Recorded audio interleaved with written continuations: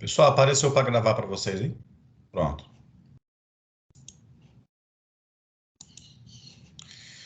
Turma, então, olá a todos, né? Mais uma aula de bioclimatologia, tá? E nós vamos falar de evapotranspiração hoje, tá? Então, eu sou o professor Oswaldo Alves, tá? E junto com o professor Jonathan Williams Angélica Novaes, tá? Antes de nós entrarmos aí, nós vamos retomar um pouco da aula do professor Jonathan.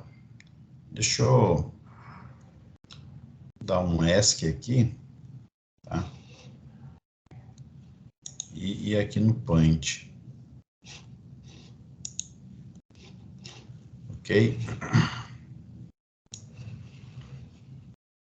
Bom, então na última aula do professor Jonathan, vocês viram lá com ele, né, o balanço de energia, certo? Então esse balanço de energia, ele tinha uma equação final lá. Essa equação é o seguinte, ela é Rn, né? Esse Rn é o saldo de radiação, net radiômetro, é o saldo de radiação, né?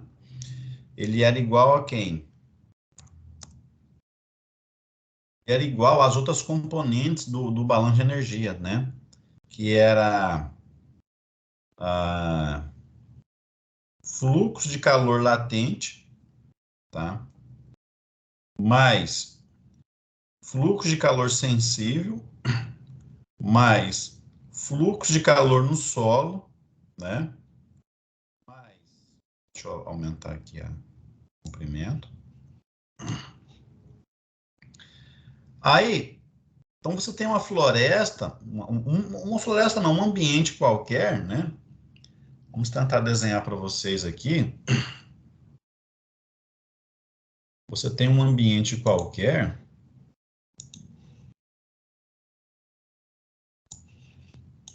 Deixa eu desenhar um solo aqui, né?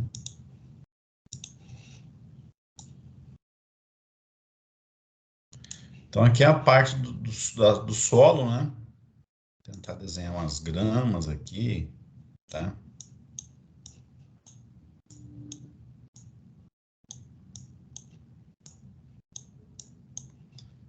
Vamos fazer aqui uma árvorezinha.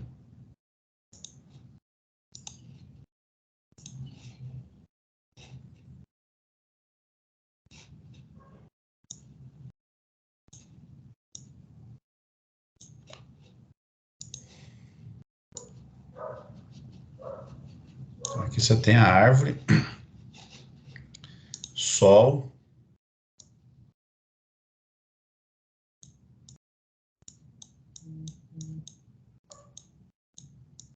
né? Então, esse sol, ele vai emitir radiação, né? Para a superfície, certo? E então o professor Jonathan, ele falou do balanço de radiação, certo? Então, você tem o balanço de radiação, que é a contabilidade das ondas eletromagnéticas do Sol, né? Vinda do Sol, que é a contabilidade do balanço de ondas curtas, né? Que as ondas curtas chegam da radiação do Sol, né? Até a superfície. Parte é desviada para o espaço de volta, que bate nas nuvens, né? Parte interage com a atmosfera, certo? E parte dessa radiação, ela chega de ondas curtas até a superfície do planeta. Quando chega, ela vai interagir com o solo, com o meio, né? Então, ela aquece essa superfície, certo? E ela devolve para o espaço essa radiação em formas de ondas longas, tá? Então, essas ondas longas, turma, ela serve para aquecer o ar, certo? Então, quando tem esse balanço de radiação, né, fica um saldo, né? Esse saldo aqui que é esse Rn, esse Rn aqui, ó, tá? O professor Jonathan falou isso para vocês, não falou? Falou sim, professor. Então, esse saldo de radiação aqui, RN, né? É net radiation, né? Radiação líquida. Líquida é o saldo que sobrou. E o que sobrou serve para a energia disponível para que a natureza ela faça suas atividades biológicas, né? Físicas, químicas, né? Então, esse LE é chamado fluxo de calor latente. Para quem não se lembra lá, professor, pessoal, o calor latente, tá? O calor latente, ele é a quantidade de energia para a água poder passar de um estado físico para outro. Por exemplo, se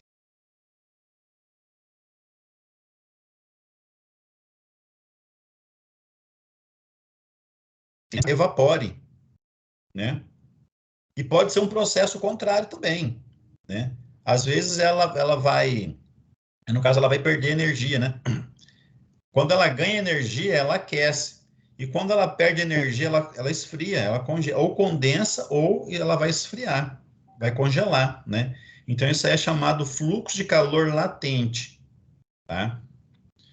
O fluxo de calor sensível, esse H, perdão, esse L aqui, né? Eu só estou retomando um pouquinho da aula do professor Jonathan, tá? Esse L é o fluxo de calor latente, ele serve para poder aquecer o ar, tá?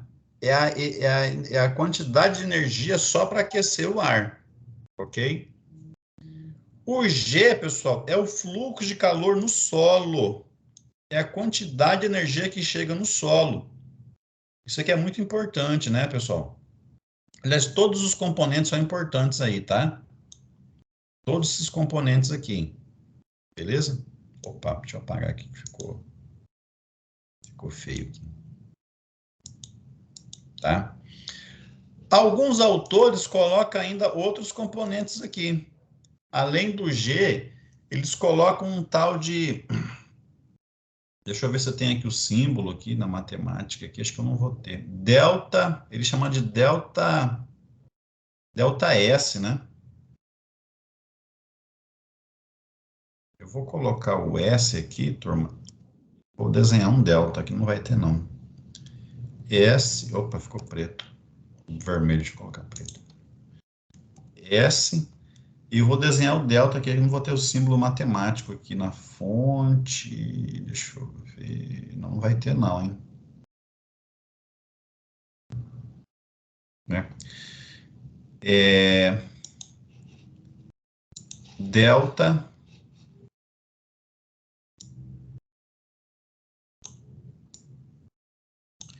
esse delta S aí, pessoal, é o estoque de energia que fica nas plantas. Professor, mas e se for na cidade? Então é o estoque de energia que fica nas edificações, porque que aquece, né?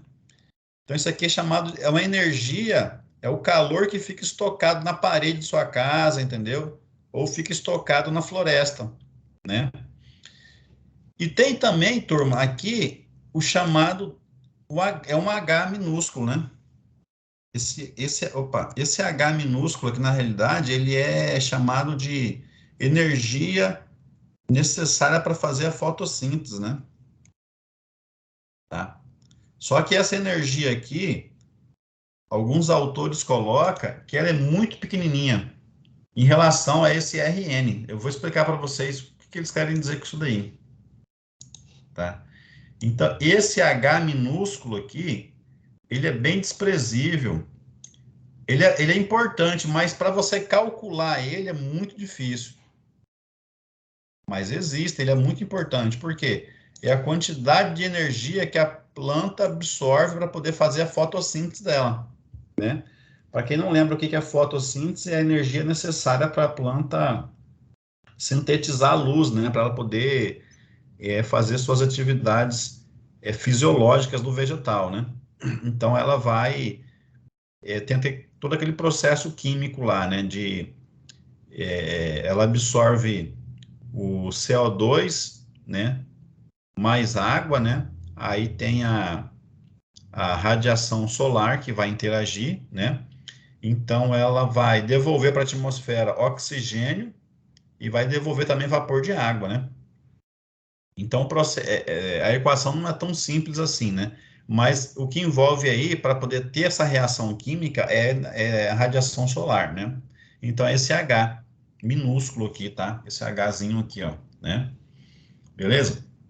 Bom, hoje, pessoal, nós vamos tratar basicamente o que nós vamos tratar é desse LE. Esse LE aqui, ó, tá?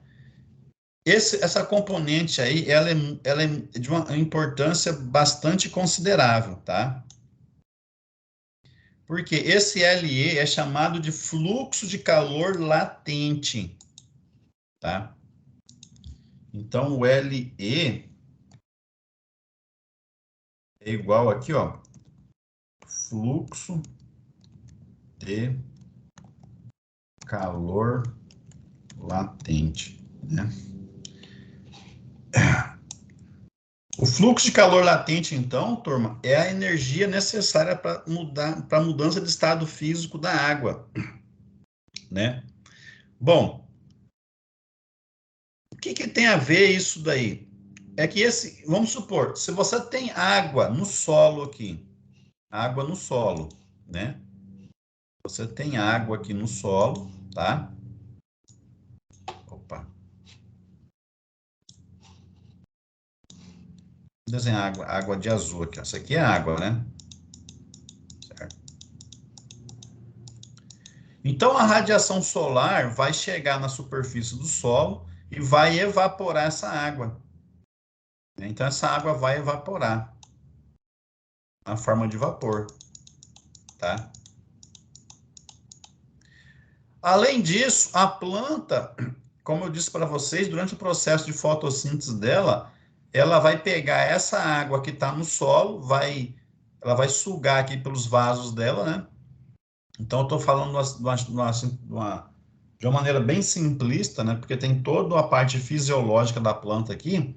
Ela vai transpirar essa água. Então, eu tenho um processo aqui chamado de evaporação e transpiração, tá? Então, essas duas palavrinhas juntas formam a palavra evapotranspiração, né? Mas eu vou passar uns slides, nós vamos discutir muito a importância dessa água. Porque a água, pessoal, ela é um componente muito importante para a sobrevivência do nosso planeta. Sem a água não pode ter vida aqui, né? Nessa forma que nós conhecemos, né? Então, o ser humano mais importante ao mais simples, todos necessitam de água e necessitam de alimentos. Então, a água ela está diretamente relacionada na produção de alimentos, tá? Na produção de alimentos, tá bom? Então, nós vamos discutir aqui a importância dessa água e a importância desse termo aqui principal hoje, ó. Esse aqui é o foco da nossa aula hoje. Nós vamos trabalhar o dia inteiro com isso aqui, ó. Tá? Beleza? Deixa eu colocar o slide novamente. Todos estão me ouvindo bem aí? Sim, professor. Beleza. Sim, professor. Todos estão vendo aqui o meu slide? Também, sim. Sim. Beleza. Eu vou mudar aqui. Mudei. Vocês viram que eu mudei? Sim, professor. Beleza. Eu estou perguntando isso porque às vezes eu estou falando aqui ninguém, né? E às vezes o slide não muda. Bom, eu sei que tem alguns colegas que são agrônomos aí. Quem são os agrônomos? Eu, professor Leonardo. Leonardo é agrônomo. Eu lembro que a Ricardo é engenheira ambiental. Quem mais? Tem alguém na área de biologia ou não? Eu também sou engenheiro ambiental, professor. Beleza. Então, nós vamos discutir aqui, turma, essa questão agora da importância, né, dessa água no nosso meio, tá? Deixa eu tirar aqui, ó. Pronto. Então, a introdução aqui, ó. Então, o sistema solo, planta, atmosfera, certo? Nós precisamos entender muito essa dinâmica aqui, pessoal. Solo, planta, atmosfera, tá? É um sistema dinâmico e tem, ao mesmo tempo, um caráter fechado e aberto, né? Fechado dentro da planta, dentro dessa relação solo, né? A planta e a atmosfera. Vocês vão ver que estão intimamente conectados, né? Então, esse conjunto, ele articula interrelacionamentos entre as partes de um todo e busca seu equilíbrio, tá? E se autorregula permanentemente mediante processos rígidos por lei muito bem definidas. Então, nós vamos ver algumas coisas em relação a isso daí.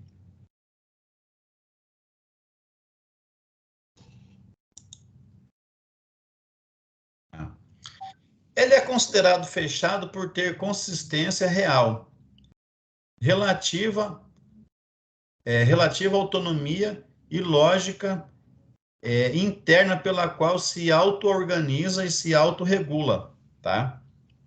Então, nós temos um esquema de uma planta aqui, deixa eu só tirar aqui para eu poder falar, né? Então, você tem aqui um solo, né? Uma planta. Então, você tem aqui uma relação de precipitação, né? Que é a chuva. Você tem evaporação da água. Você tem a transpiração da planta. Você tem um processo de irrigação. Você tem água por escoamento superficial, tá? Você tem a seção capilar, né? E percolação profunda, é uma linha aqui, deixa eu ler aqui, ó, profundidade de zona radicular, né? Então, é a linha média onde as raízes chegam, né? É a profundidade média das raízes, dependendo, lógico que depende da espécie da planta, né? Ok. E é também aberto por por se dimensionar para fora. Para fora de quem? Pessoal, tem um colega chegando aí, vocês aceitam aí, tá?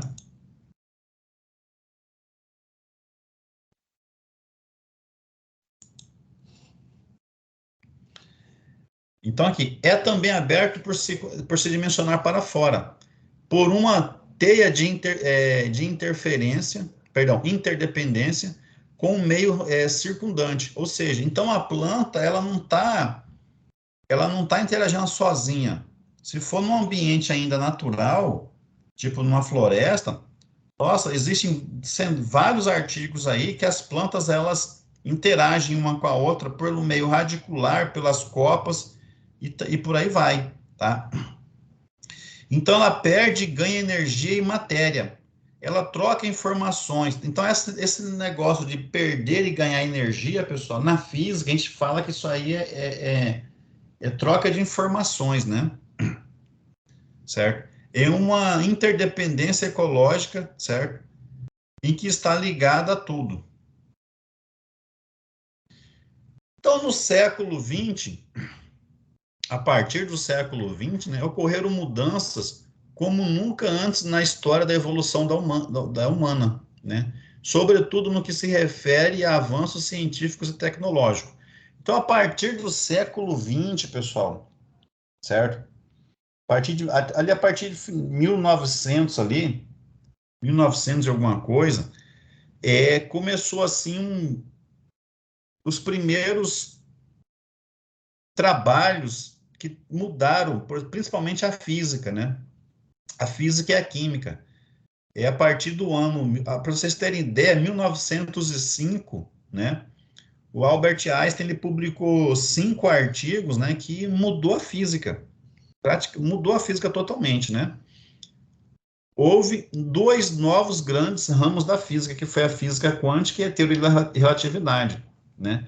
Só que esse período aí, pessoal, foi um ano assim, de muita evolução científica, né? Para a humanidade. Então, isso aí. Então, por exemplo, a partir da Segunda Guerra Mundial, nós tivemos a criação dos computadores, né? tivemos melhoria das máquinas, né? Antigamente era mais máquinas a vapores, depois tivemos máquinas elétricas, né? Os motores a diesel, e por aí foi essa construção tecnológica, até onde nós estamos hoje, né? Então, isso aí teve uma mudança, lógico que teve muito trabalho humano desprendido aí, mas também tivemos, a partir, mais recentemente, uma facilidade, principalmente com o avanço dos computadores, né? Uma facilidade no trabalho, né? Então, o que precisa? O ser humano se qualificar. Mas isso teve um preço, que a superfície da Terra, ela sofreu impactos, né? Principalmente na área da agricultura, né? Mas eu acho muito importante isso daí, porque, pessoal, vamos pensar assim, né? Nós temos aí no mundo aproximadamente hoje, em torno de 7 bilhões de pessoas, seres humanos, fora os animais, né? Então, toda essa massa populacional, ela precisa se alimentar. Ela precisa se alimentar. Então, a agricultura ela é muito importante, essa evolução, para poder melhorar os processos, né?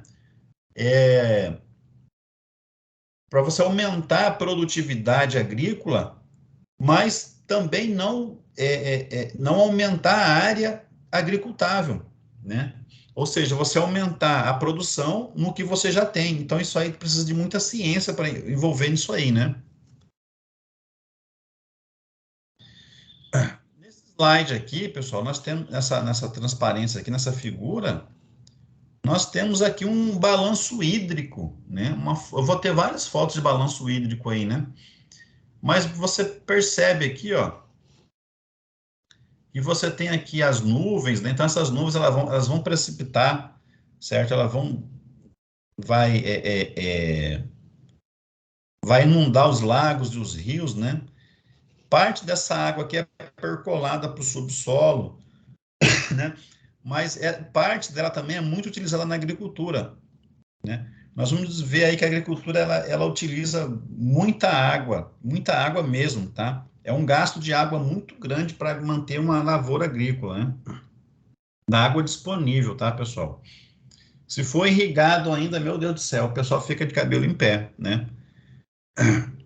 Então, nós estamos discutindo aqui toda essa dinâmica de água, certo? Principalmente, pessoal, nós vamos discutir aqui o fluxo de calor latente, porque é a energia que vai transformar essa água de um estado líquido para um estado gasoso, certo? E como nós vamos aprender a quantificar isso aí, a medir isso daí, isso é muito importante, tá?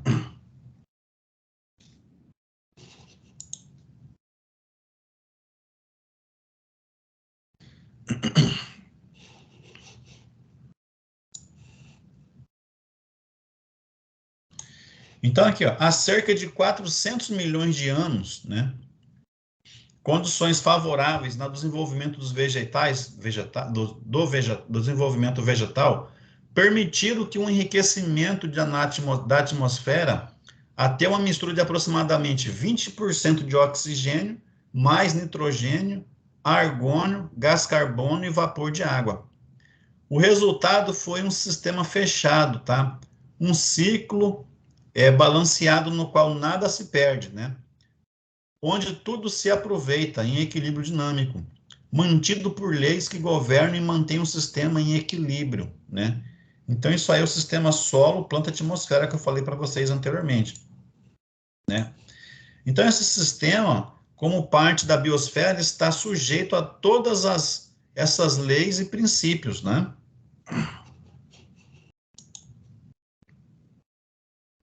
Entretanto, pessoal, o homem, ele violou todas essas leis do equilíbrio, tá? E tem ameaçado tanto a natureza quanto a própria existência no planeta, né?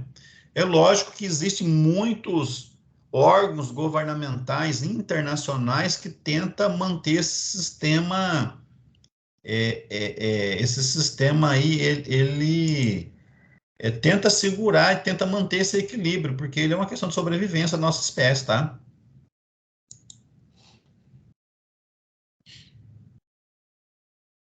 Então, o principal fator de desequilíbrio é a explosão demográfica, tá? Então, tem muita gente que contribui, perdão, que contraria a lei da diversidade da natureza. A população mundial tem aumentado continuamente, tá? E chegando a aproximadamente 7 bilhões de pessoas, tá? Isso aqui até 2016. Eu acho que já aumentou um pouquinho, tá, pessoal? Desses 7 bilhões aí já. Eu não lembro, vocês lembram quantos milhões de pessoas morreram na pandemia?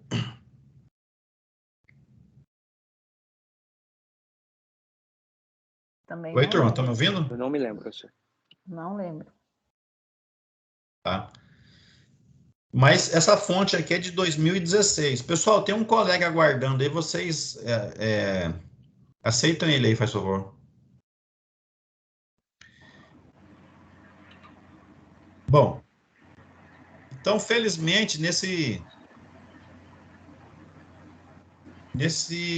primeiros anos do século XXI, já pode verificar alguma desaceleração desse crescimento, tá? Ô, Marco, bom dia. Desliga o seu áudio, faz favor. Tá com o áudio aberto.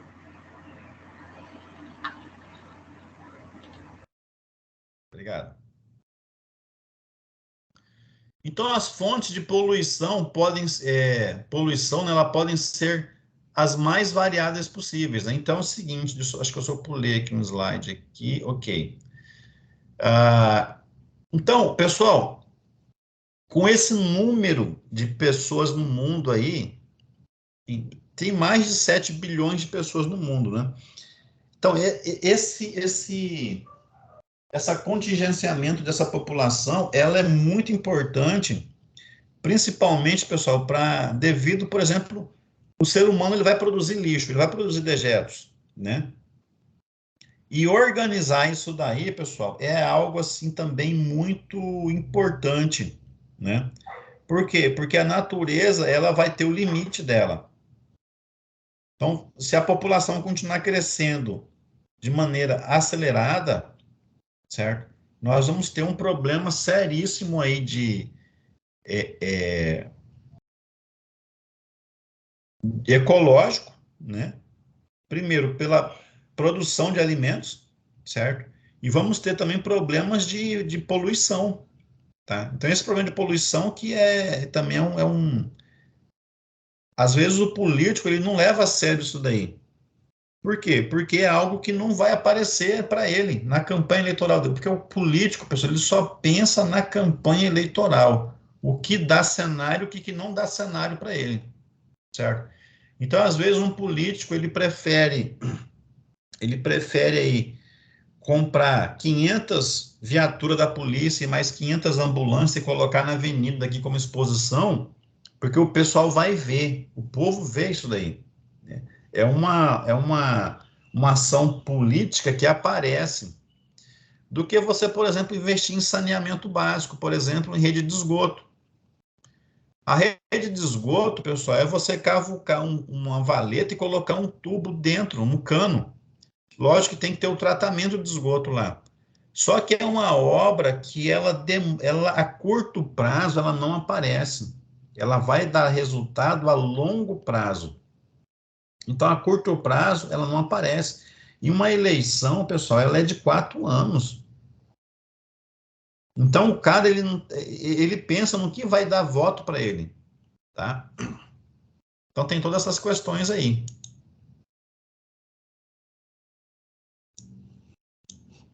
As fontes de poluição podem ser as mais variadas possíveis, né? De origem urbana, podemos destacar os efluentes, né? O esgoto, o lixo sólido e a drenagem de água fluvial que arrasta consigo toda sorte de resíduo aí. Todo lixo que já é jogado na rua vai para os rios, né?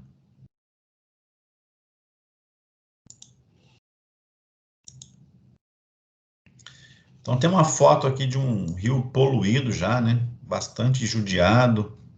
Você tem crianças aqui, adultos tomando banho nessa água poluída, você tem um cachorro aqui.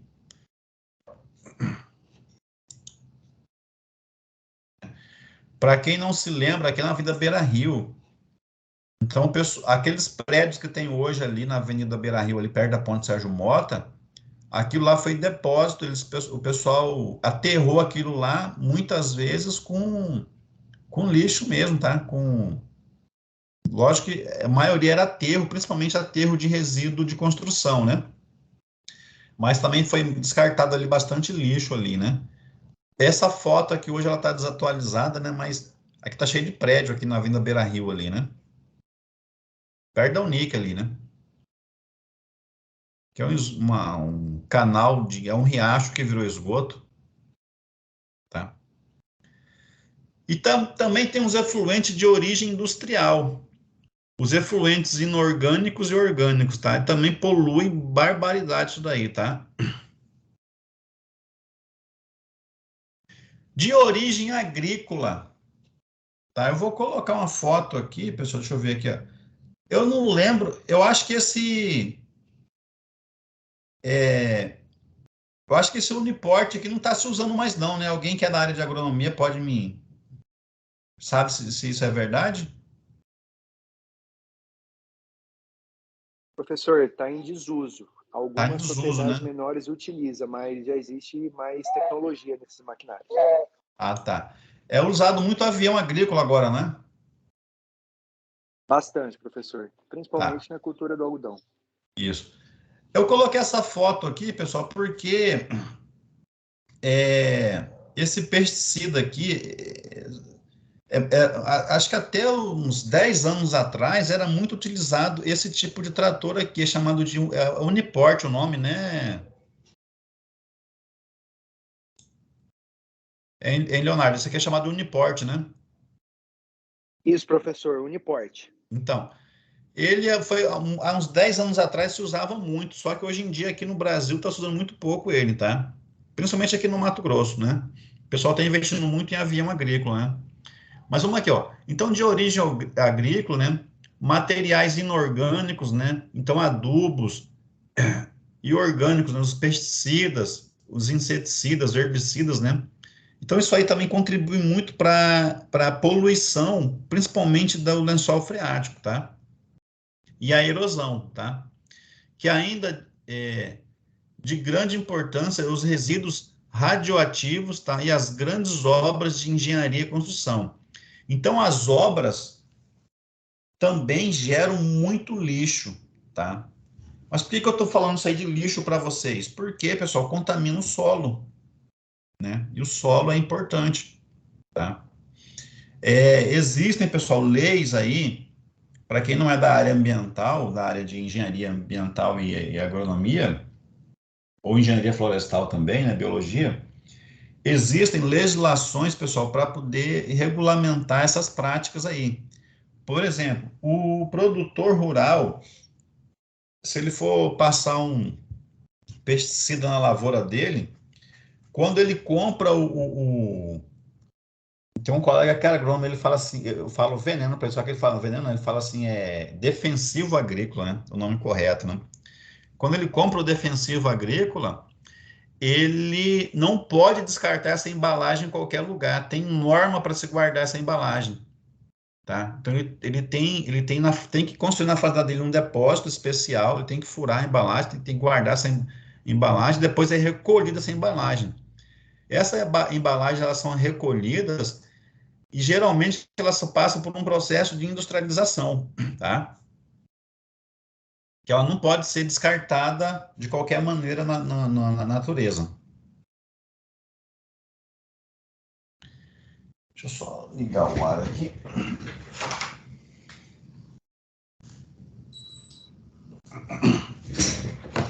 Então, no sistema solo, planta, atmosfera, cada constituinte sofre uma influência típica do homem.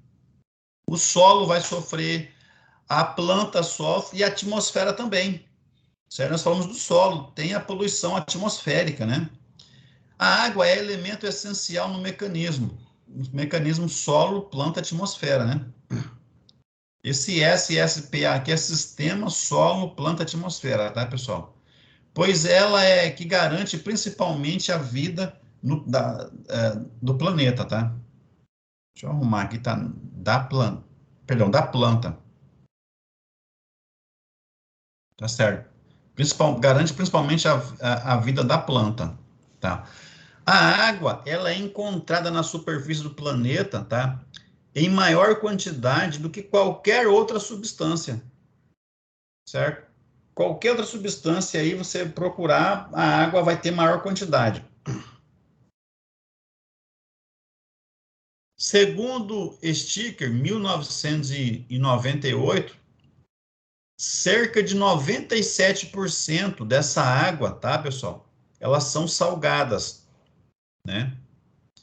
Pra vocês terem ideia, acho que é uma informação que todos já sabem, mas é bom a gente quantificar aqui. 70% da superfície do planeta é formado de água, que são os oceanos, né? Mas ele está falando aqui que a água na superfície do planeta, a água que está no planeta Terra, 79% e meio é salgada. E apenas 2,5%, 2,5% são de água doce, tá? Agora, vamos focar nessa água doce aqui, dos 2,5% que está na superfície. Desses 2,5%, 70% aqui, ó, 69% representa geleiras e neves eternas, certo? São as camadas polares, né? São os picos das montanhas, né?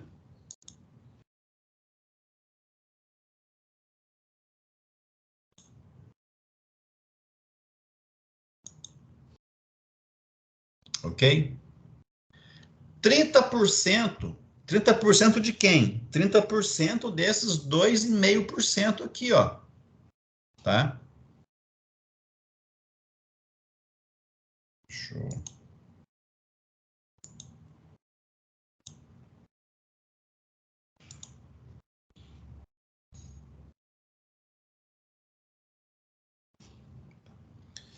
Queria aumentar o zoom aqui desse.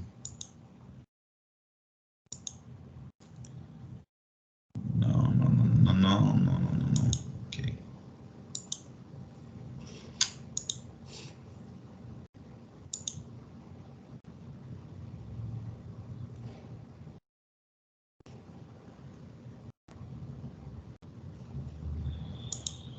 Aqui.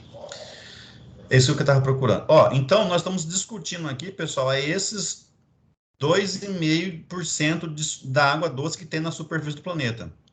69% são geleiras e neves eternas, né? 30% desses 2,5% são águas subterrâneas. O que sobrou? 0,9% outros reservatórios não prontamente disponíveis. São outros reservatórios de água que não está prontamente disponível. Tipo assim, você não consegue chegar lá e pegar essa água, tá? 0,3% dos 2,5%, tá? Está em lagos, rios diretamente disponíveis para a humanidade. Então, ó, qualquer lago, qualquer rio, que é muito fácil você ir lá e captar água, você vai lá e com um balde pega, né? É lógico que se você morar longe, você tem que fazer um sistema de água aí, né? de captação de água. Mas apenas 0,3%, certo? Dos 2,5%, tá, pessoal? É que está disponível para a humanidade, que é muito fácil lá pegar. Ah, professor, mas se eu furar um poço, tudo bem, você vai gastar dinheiro para isso aí. Pode furar seu poço, né? Aqui começa a ficar mais interessante. Ó, destes 0,3% de água doce de rios e lagos, 65% do 0,3%, tá? 65% são utilizados na agricultura. Então, a agricultura ela é uma atividade que ela precisa de muita água, tá? Agricultura e pecuária, tá bom? 22% de quem? Do 0,3%, tá? 22% pela indústria e 7% pelos municípios. tá? Sendo perdido cerca de 6%.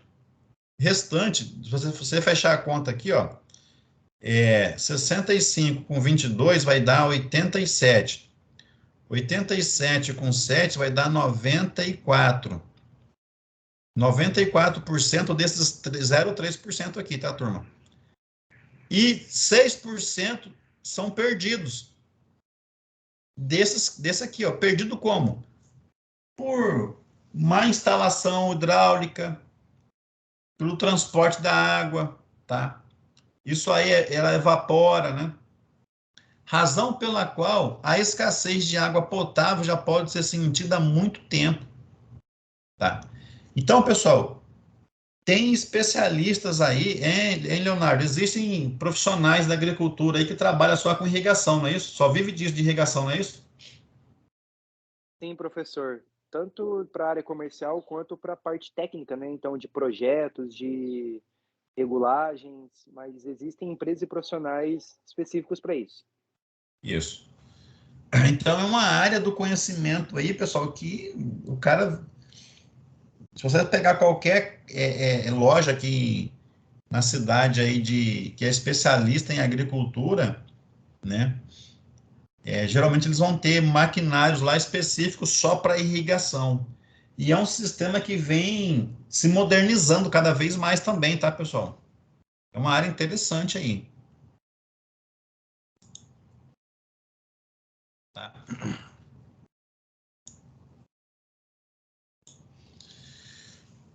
Isso aqui é um chinês aí, ó, segundo Mu et al. 2014 aí.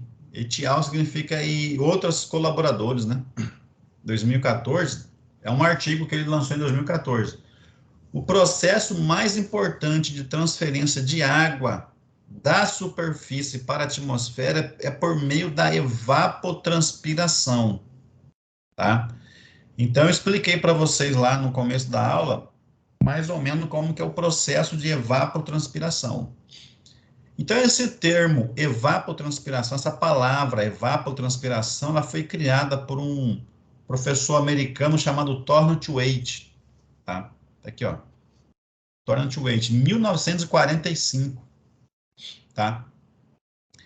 E significa transferência em conjunto, tá? Da evaporação da água por uma superfície mais a transpiração das plantas.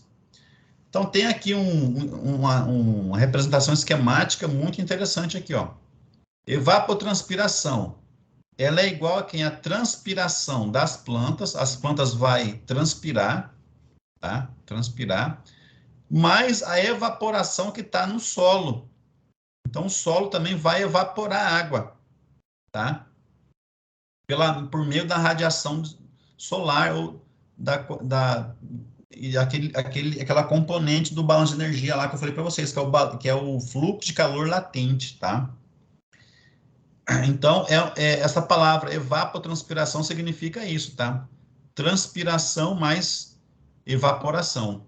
Então, juntou, ficou evapotranspiração, tá?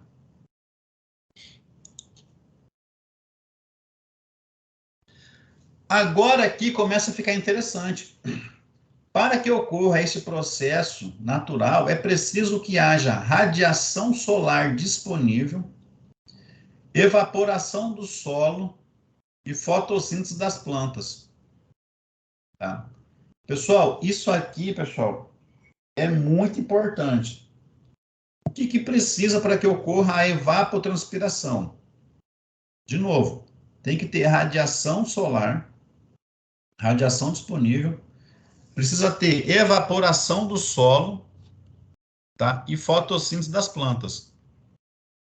Precisa ter o que mais? Umidade, água no solo. Precisa ter água no solo, tá? Déficit de pressão de vapor. Eu vou discutir com vocês ainda cada termo desse aqui, tá? O déficit de pressão de vapor. Nós vamos entender o que é isso mais para frente na aula, tá? Então, aqui, déficit de pressão de vapor na atmosfera. E, por último, o vento contribui de maneira não direta, tá? Com as condições anteriores aí. Então, quando a planta, ela ela transpira. Vamos supor aqui que a planta transpirou aqui, ó. Então, o ar aqui em volta da planta vai ficar saturado de vapor de água. O ar fica saturado. Então, isso aí vocês vão entender mais daqui a pouco, na nossa aula, que isso aí vai ter uma certa interferência, tá? No processo. Aí o vento faz o quê? O vento tira esse excesso de vapor de água daqui. Então, a atmosfera vai ficar seca, a atmosfera vai ficar com déficit de vapor de água, né? E vai contribuir para que a planta reponha essa água aqui na atmosfera, no ar circundante. Tá? Pessoal, alguma dúvida, alguma pergunta aí? Por enquanto, tranquilo, professor. Tranquilo, né? Tranquilo, professor. Beleza.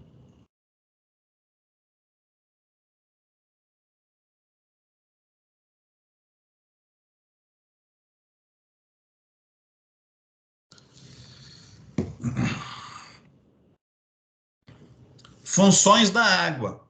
Então, a importância da água para os vegetais, tá? Então, a importância fisiológica da água, ela decorre das funções que ela desempenha na planta, como, por exemplo, aqui, ó, a água, ela é o principal constituinte, né? O conteúdo de água no vegetal varia com o tipo de órgão ou tecido, né? E com o banho hídrico, perdão, com o balanço hídrico, tá? Mas sob condições normais, ela é a principal constituinte dos órgãos vegetais. Então, a água é o principal constituinte dos órgãos vegetais. No nosso corpo também, o ser humano tem 70% água, né? Em raiz, representa 70%, ou mais de matéria fresca. Chegando na região apical, né? Por exemplo, a ultrapassar 90%. Então, na parte mais apical ali da raiz, né? 90% é água, né? Em caules de herbáceas, né, as plantas herbáceas, a água atinge mais de 60%. E em certos casos chega a mais de 80%, tá? E em plantas lenhosas, né? São plantas que têm tronco, né, mais robusta, né? Essa é uma proporção menor.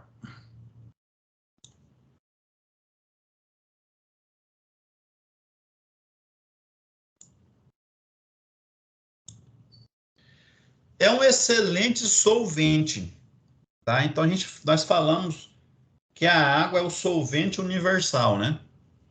Então, o fato da água ser praticamente um solvente universal, né, e de estar presente de forma contínua através da planta, faz com que ela seja o principal meio de transporte de gases, minerais e solutos no vegetal.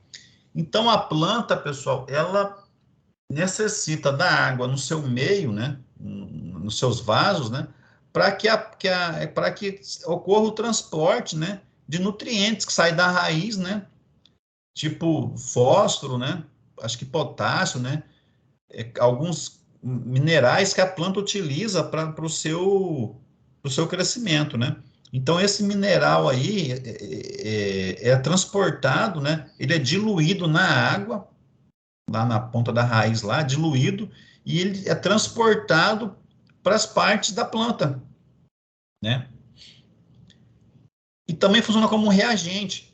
Então, a água é reagente no processo metabólico vegetativo, como na fotossíntese, onde atua como fonte de prótons, né? O H+, para a redução do CO2, né?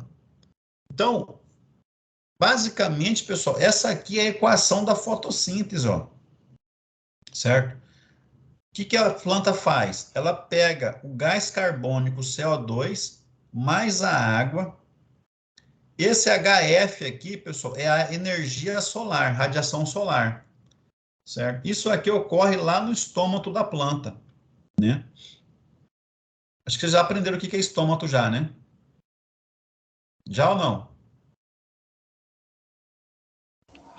Já vi, professor, mas eu não lembro. É onde absorve a água? O estômago.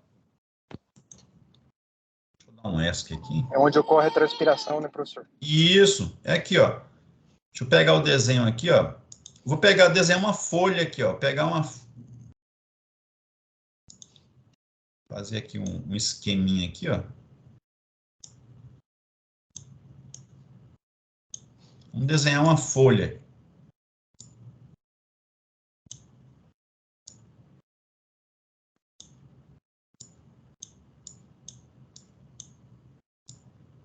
Faz de conta que isso aqui é uma folha de uma planta, tá?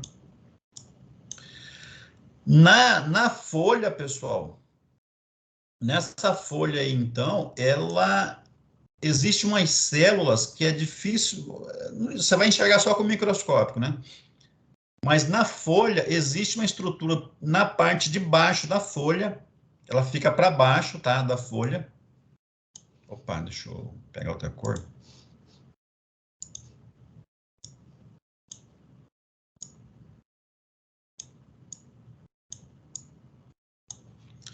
Tem uma estrutura chamada estômato. Basicamente assim, ó. Como se fosse um olho, né?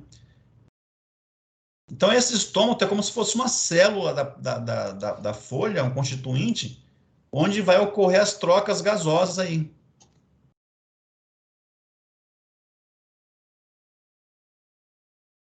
Certo? É por aí que vai entrar o gás carbônico, vai entrar o CO2, né? E vai sair vapor de água. Por aqui que vai entrar o CO2.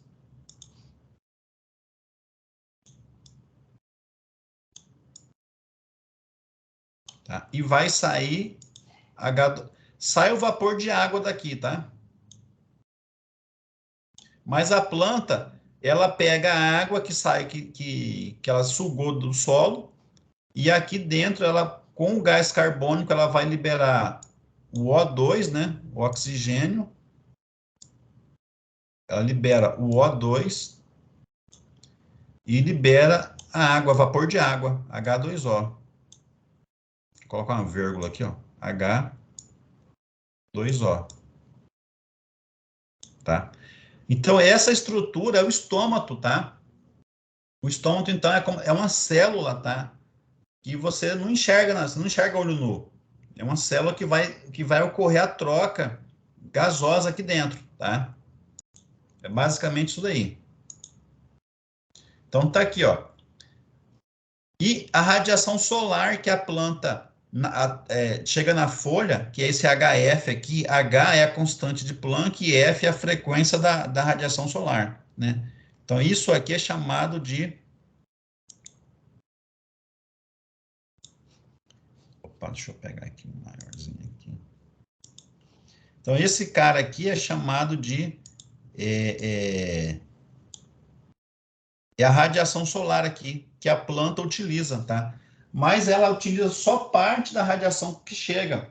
Vai de 400 a 700 nanômetros, se não me falha a memória, tá? Mas é isso mesmo, de 400 a 700 nanômetros, que é o comprimento de onda que a planta, que a planta utiliza para fazer a fotossíntese, da radiação de ondas curtas, tá? Então, ela pega o gás carbônico mais água, sintetiza lá no estômago, né? E vai devolver quem? Ela vai liberar a água, né, o vapor de água, certo? Oxigênio e vai transformar em glicose. Isso aqui, ó, C6H12O6 é glicose. A glicose, pessoal, é basicamente açúcar que vai constituir a estrutura física da planta. Então, ela produz matéria orgânica, matéria, né, para ela, que é o tronco da planta, né?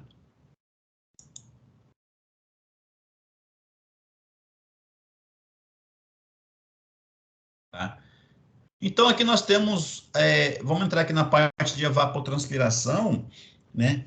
E nós temos aqui as irrigações, aí um campo agrícola sendo irrigado, e você tem aqui do lado esquerdo uma estação meteorológica.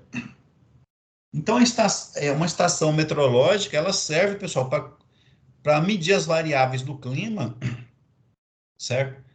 E saber quanto, dá para medir por isso aí, pessoal, para essa estação, quanto que essa lavoura aí necessita de água. Como vocês viram lá que a agricultura, ela consome muita água, 69% da água disponível, né? Prontamente disponível, é muita água que a agricultura consome. Então, os projetos de irrigação, eles não podem desperdiçar água.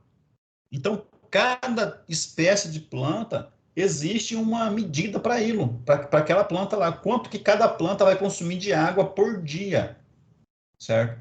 E nós vamos aprender a calcular isso aí hoje. Tá? Então, aqui tem um slide aqui da importância do ciclo hidrológico, né? Então, você tem aqui, ó, evaporação da água dos lagos, do oceano, dos rios, né? Essa evaporação vai formar as nuvens, né? As nuvens vão precipitar, vai ter um transporte de água, né? De uma região para outra. E essa água ela é percolada, então esse ciclo ele é contínuo, né? Então, a evapotranspiração é a forma pela qual a água da superfície terrestre passa para a atmosfera, do estado de vapor, tendo papel importantíssimo no ciclo hidrológico, tá? Em termos globais. Esse processo envolve a evaporação da água da superfície, de águas livres, né? Rios, lagos, represas, oceanos, etc., né? Do solo e da vegetação úmida, né? Que foi interceptada durante a chuva. Então, a vegetação, ela recebeu essa água da chuva, mas grande parte dessa água também é evaporada, né? E a transpiração dos vegetais.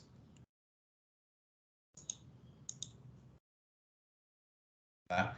Aqui tem uma representação esquemática, tá? De uma microbacia, tá? Então, essa microbacia aqui, ela foi delimitada aqui nessa área, nessa linha branca aqui que vocês estão vendo, que eu estou passando aqui, ó. E aqui dentro tem vários pequenos rios. Esses rios, eles vão formar um rio maior, tá? Então, esse Q aqui, esse Q que eu estou apontando aqui com o slide aqui, ó, com laser aqui, ele é vazão, é a quantidade de água que sai dessa microbacia, essa vazão, né? Vamos pensar, é que tá. Então, aqui, ó, eu tenho precipitação que chega nessa microrregião e eu tenho essa ET. ET, pessoal, é a evapotranspiração, é o tanto que evapotranspirou, que saiu de água daqui, tá? Ó, então aqui, ó, em uma escala intermediária, a evapotranspiração assume papel fundamental no balanço hídrico de microbacias hidrográficas, né? Justamente com a precipitação. O balanço entre a água que entra na microbacia pela chuva e a que sai pela evapotranspiração, né, irá resultar na vazão Q. Então, essa diferença aí vai resultar na vazão Q do sistema de drenagem. Tá? Em uma escala local, no caso de uma cultura, a evapotranspiração da cultura se restringe aos processos de evaporação da água do solo, da vegetação úmida e da transpiração das plantas. O balanço entre a água que entra na cultura pela chuva e a que sai pela evapotranspiração, ET, né, evapotranspiração, irá resultar na variação do armazenamento de água no solo, né? Então, essa diferença é o que vai ficar no solo, né? Por sua vez, condicionará o crescimento, o desenvolvimento e o rendimento da cultura.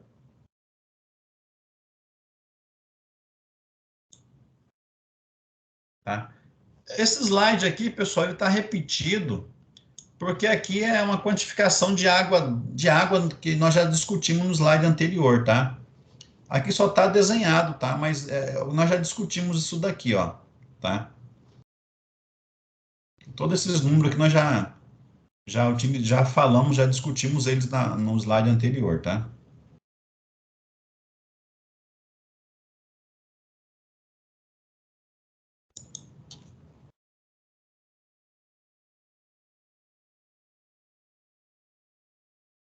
Então, aqui só para falar aqui, ó.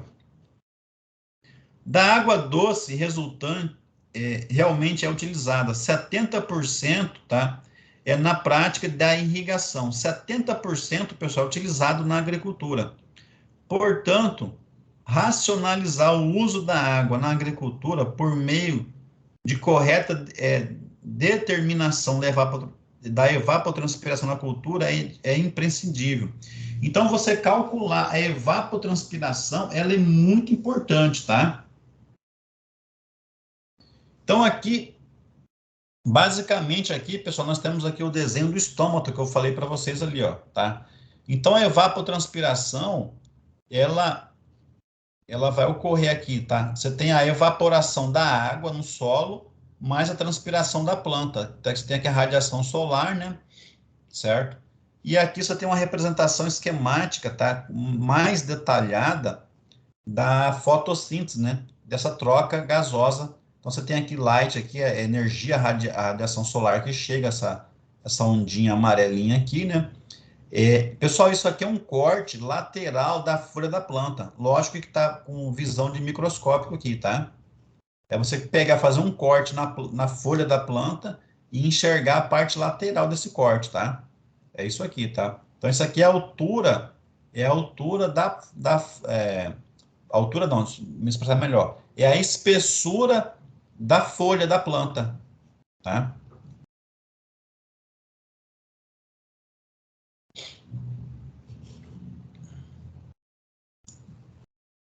Ó, a evapotranspiração é um processo físico de mudança de fase, passando do estado líquido para o estado gasoso. A evaporação da água na atmosfera ocorre de oceanos, lagos, rios, né, do solo e da vegetação úmida, certo? A evaporação do orvalho e da água interceptada das chuvas, né? Então, a evaporação da água, tá? Das superfícies de água livre, vegetação úmida e do solo. Então, você tem aqui exemplos aqui, ó, essa foto aqui, certo? É só para mostrar que um lago, né, um rio, né? Você tem a água que ficou retida na folha, no tronco das plantas, também vai evaporar, e você tem aqui um solo nudo, que foi gradeado, né? Que está bem úmido, né? Então, para que ocorra a evaporação da água, há necessidade de energia. Tá? Essa energia é chamada de calor latente de vaporização. Calor latente de vaporização. Tá? Lambda E. Calor latente de vaporização. Que em média corresponde a isso aqui, ó. Então, esse calor latente de vaporização, tá? Ele é medido isso aqui, ó, é 2,45 megajoule, nós vamos discutir esse megajoule aqui, por quilograma, tá? Então, é quantidade de energia, megajoule, por quilograma de água, tá? Isso a uma temperatura de 20 graus Celsius. Então, repetindo, 2,45 megajoule por quilograma a 20 graus Celsius.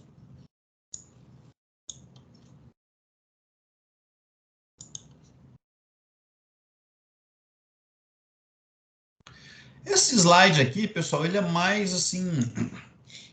Não vou me aprofundar muito nele, vamos só ler aqui algumas coisas que eu acho interessante, tá? Como que é feito o transporte dessa água para cima, né? Eu vou falar um negócio aqui que vocês... Por exemplo, nós seres humanos, nós temos um sistema circulatório, né, do nosso corpo, são os vasos sanguíneos que nós temos, né? E esse vaso sangue, esse sangue nosso, ele é transportado pelo corpo todo. Queria a participação de vocês aqui, que só eu que estou falando aqui na aula. Como que é feito esse transporte? Como é que o sangue sai do meu pé e vai até a minha cabeça? Queria escutar de vocês aí, que só eu estou falando aqui. Através da oxigenação, professor. Oi?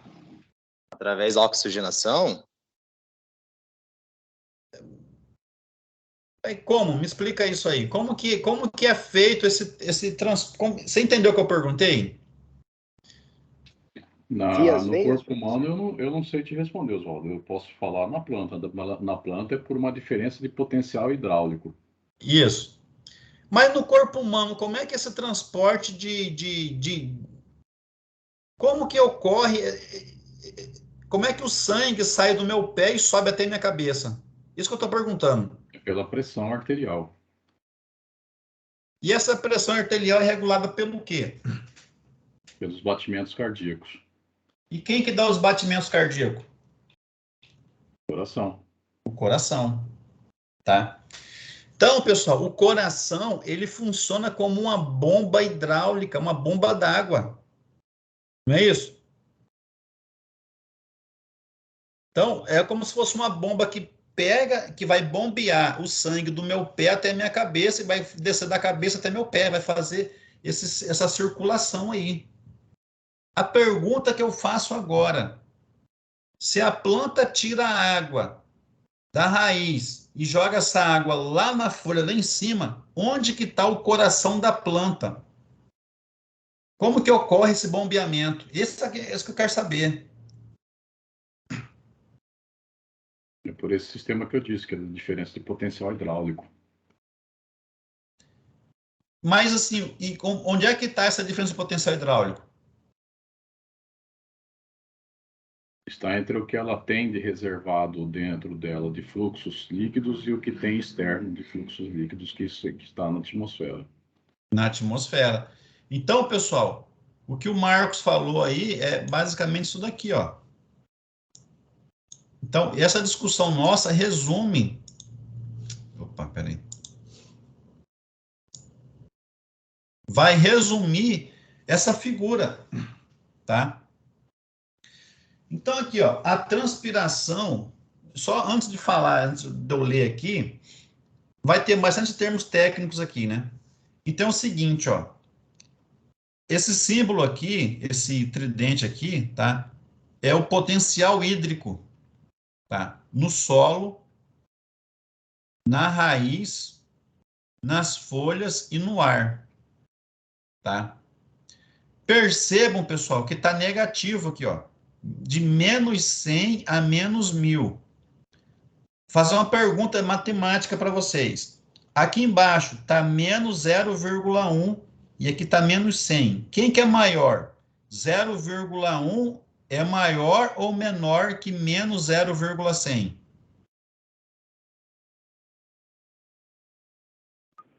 Maior? É maior, porque está negativo, ó. Sinal negativo, quanto mais perto do zero, é um número maior.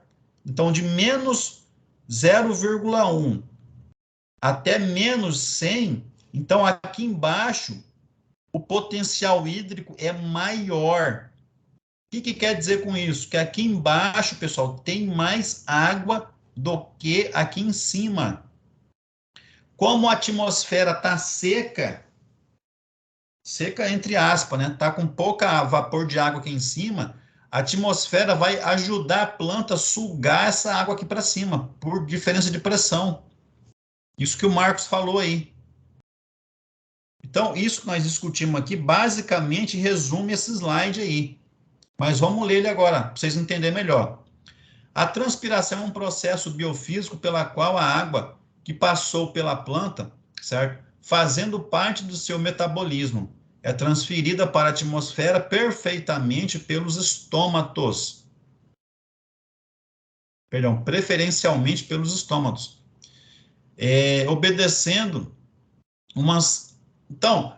Preferencialmente, mas a planta também transpira pelo tronco? Transpira pelo tronco também. Mas a grande maioria, 98% é pelos estômagos, tá? Mas também pelo tronco. Pelo tronco é muito pouco, tá?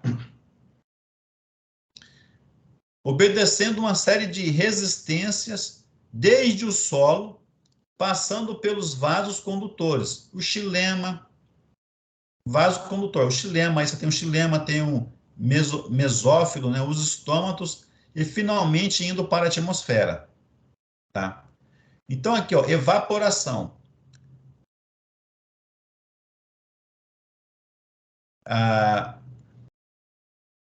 O abaixamento do potencial hídrico da atmosfera, do ar, né, promove a evaporação das paredes celulares. Isso promove a redução do potencial hídrico nas paredes celulares e no citoplasma. Então, aqui, pessoal, são termos técnicos aí, tá? Das partes da planta aí, tá? Então, o xilema, para quem não lembra o que é um xilema, é o vaso condutor. É o principal vaso condutor que fica no tronco da planta aqui, que vai subir. Sobe seiva bruta e desce seiva elaborada, né?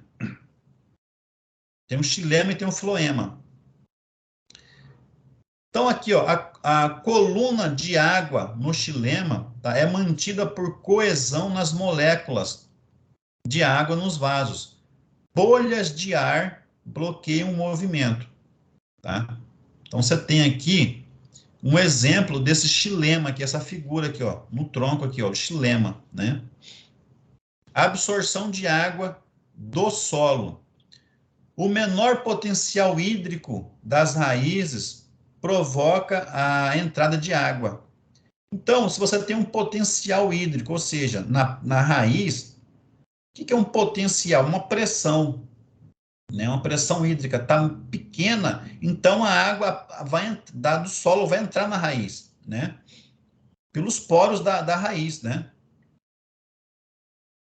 A entrada de absorção depende da quantidade de radículas, né? Que são as raízes, né? A água se move através de da endoderme por osmose, tá? Então, a água entra por osmose no tecido da parede da raiz, tá? Então, basicamente, é isso aí. Então, você tem aí, pessoal, um sistema de déficit de pressão, ou potencial hídrico, né? Potencial hídrico. O déficit de pressão, pessoal, você tem um vapor negativo aqui na atmosfera. Falando assim, bem em termos não conceituais, né? Você tem um ar muito seco aqui na atmosfera e aqui tem muita água no solo. Então, uma diferença de pressão de água vai fazer que essa água suba aqui para cima, tá? Basicamente é isso daí. Aqui nós já discutimos essa figura, tá? Então, fatores determinantes da evaporação e evapotranspiração, tá? Aqui é um exemplo de uma estação meteorológica, tá? Isso aqui é uma estação meteorológica automática, tá, pessoal? Portátil, né? Aqui nós temos aqui, ó, o anemômetro, né, que mede a velocidade do vento. Aqui é um abrigo onde tem um sensor de temperatura e umidade relativa do ar, né? Nós temos aqui um saldo de radiação, net radiômetro, tá bem aqui a nossa pontinha aqui, radiação global e radiação incidente também, tá? Velocidade do vento, você tem um medidor de chuva aqui, que é um pluviômetro, tá bom? Você tem sensores que medem o fluxo de calor nos solos, aqui tá enterrado, é óbvio, né, no solo, temperatura do solo, você tem direção do vento, tá bom? Então, é uma estaçãozinha quase que completa, tá? Tem muito mais coisa para colocar na estação meteorológica, tá?